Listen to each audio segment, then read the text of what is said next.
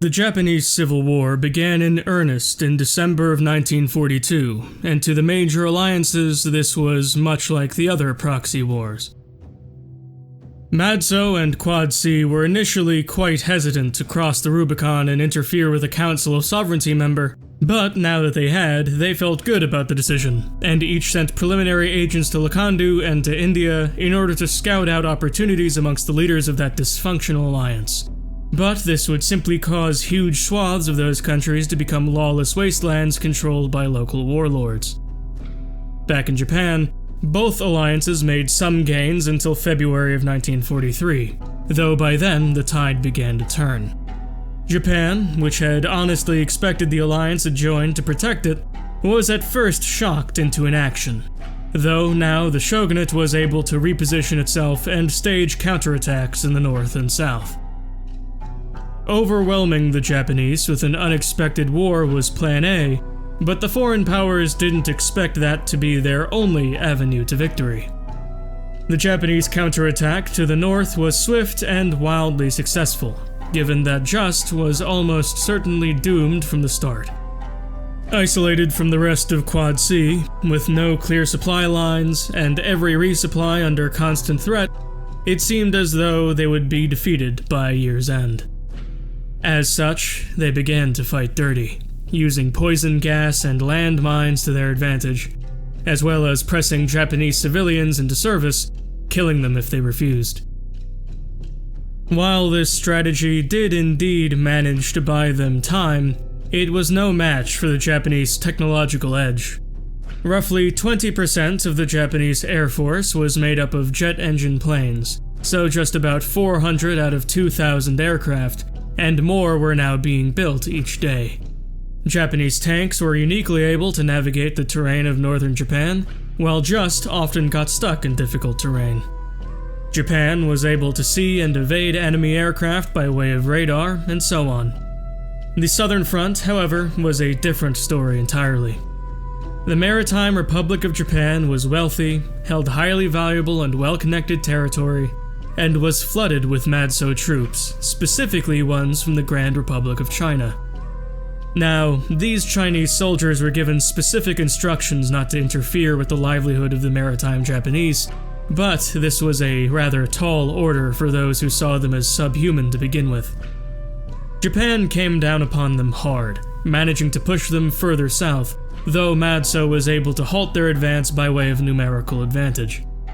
Matzo was ruler of the sea and sky, and so while they had inferior technology, they certainly had enough planes and ships to contest them in both arenas, even at great personal loss. This state of affairs continued until November of 1943, with a daring dual maneuver on the part of the shogunate. First, the shogunate redoubled their efforts in the north and broke through the landmine division made by Just, which collapsed in short order. In the south, shogunate ships rushed and choked the Korean Strait, coupled with an overwhelming assault backed up by all 400 of their jet engine fighter planes and hundreds of bombers, firebombing the south. As lightning-fast armor columns and wave after wave of infantry came rushing over the Matzo defensive line in November, the Chinese troops broke rank and began taking direct orders from President Li Xin. These soldiers went on a rampage in the south, pursuing a campaign of ethnic cleansing against the local Japanese. They burned people alive in the street, they put grenades in their mouths, they flayed them alive. Their cruelty was infamous as soon as the pictures reached the wider world. Some notable atrocities included the burning of Shitnoju Temple, with hundreds of people locked inside and tied to the walls. The mass grave of Shikoku, where the Chinese filled a mass grave with roughly 8,000 bodies and set it alight, making it the largest mass grave in history. And the Nagasaki crucifixions, where nearly a quarter of the city's population was crucified by the thousands, buildings and houses broken down for more wood for thousands of crosses, mocking their struggle with Christianity, intending it to symbolize their weakness to Western influence. Matzo condemned these actions, but could not afford to lose an ally such as the Chinese.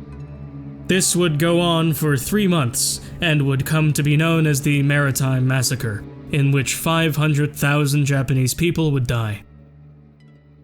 Regardless, by January of 1944, Japan had driven out Matsuo and regained control of the home islands.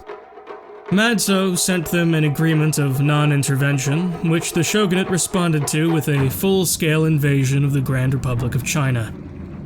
Shogun Akarinozu said of the war, "Japanese boots will not stop crunching upon Chinese bones until we have 3 heads for every Japanese grave." The approach of the Japanese shogunate was a tense historical moment. The shores of the Grand Republic were teeming with soldiers, awaiting the looming ships to make their move and attempt a landing. However, quite unexpectedly, the Japanese ships bombarded the shoreline with revolutionary technology: rocket-propelled missiles. Slamming into the Chinese coast from the Korean peninsula to Qingdao, an amphibious invasion was indeed made much easier as a result. As Japanese soldiers landed on the shore in late January of 1944, they were met with devastated, outdated defenses. By the end of February, they had already taken the Korean peninsula, and indeed, most of Manchuria, while China was able to repel attacks on some of their coastal cities like Qingdao and Tianjin. Regardless, the Japanese were tearing through China at such a rate that it forced Matsuo to mobilize once again. The shogunate revisited the evil it had suffered at the hands of the Chinese back upon them, and even postponed the achievement of certain war goals in order to more thoroughly break the Chinese. Some characteristic battles include the Battle of Dalian, a Chinese city which was part of the Korean Peninsula campaign. As the shogunate approached, the city was cracked open with rockets and flooded with soldiers who ravaged the city until the surviving Chinese were made their actual slaves. Many of them sold off to their fellow council member Brazil, the last remaining slave state in the whole world, given that most of the world had abandoned slavery as bad economic practice by this point. Another battle was the Battle of Jingfo, where the Chinese actually came out of the city at the Japanese, utilizing one of the last cavalry charges in the history of warfare. The doomed charge of the Jingfo cavalry became a war story told different ways by either side.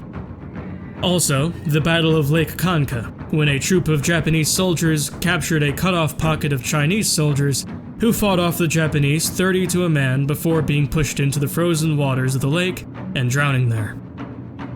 Despite being right next door, and also technically being at war with them, Quad C decided to leave the Pacific Union of Brunei unutilized in the hopes that Matsuo would be greatly weakened by this conflict with the Japanese. What nobody expected, however, was for Japan to make client states of the as-yet unaligned Southeast Asian states, like Wu, Shu, Yue, and Siak, which had been suffocating under the shadow of China for generations now, and were more than happy to join. This also led Brazil to throw in their lot with Japan, and began their own invasion of South America by way of invading all their neighbors at once. And thus, while Lakandu and India were almost entirely fallen to warlordism by way of Matsuo and Quad C interference, the Council of Sovereignty was split in twain by its most hopeful member, the Japanese, who founded the League of the Shogunate. By the time Matsuo reinforcements arrived to China in late February, the advance was halted, the battle lines were drawn, and the fate of East Asia was to be decided once and for all.